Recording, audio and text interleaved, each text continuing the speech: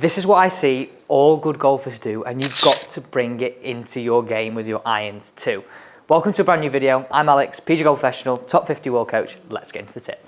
This is something that I think a lot of golfers think they should do, but it's actually making it very, very hard for you to get power impact and control that club face. Have a look at this, right?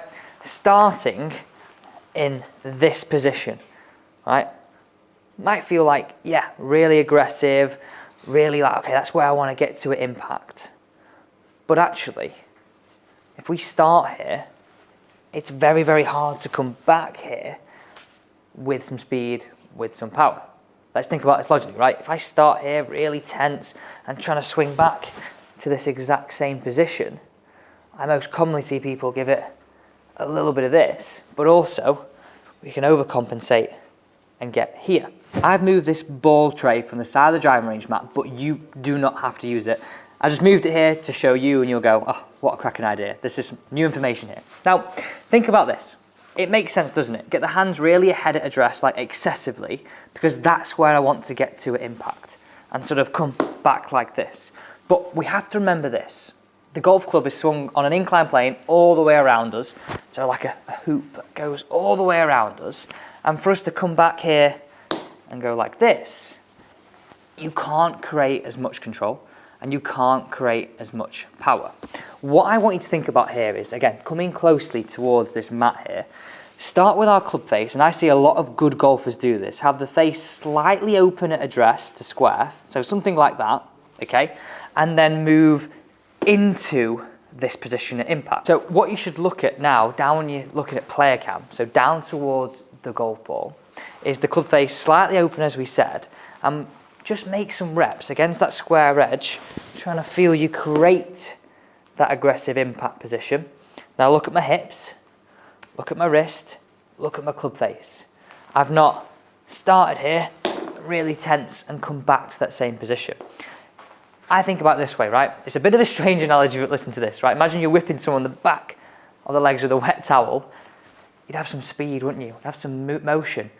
Wouldn't be stiff back and through, because that wouldn't create as much speed. So nice and simple, how I would build this into your golf game is the first thing, we just have to get the feelings of what's actually happening. So really pay close attention to what I'm doing. Lower half, so look at what my legs are doing, my hips will be opening. Also look at my wrists are doing and how that helps me get the aggressive shaft lean at impact. My hands ahead, but with a square club face. So again, from the player cam perspective, my club face is slightly open, and I'm going to make some swings where I move into that. And again, just watch, really pay close attention.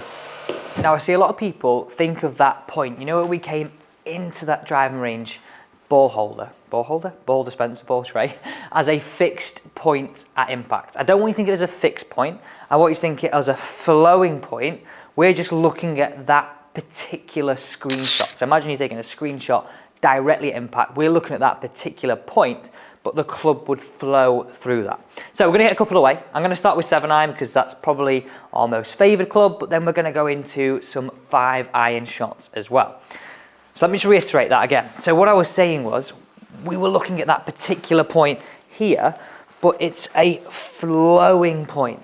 So the next phase of this is just to practice that same thing, imagining we've got that impact and through that.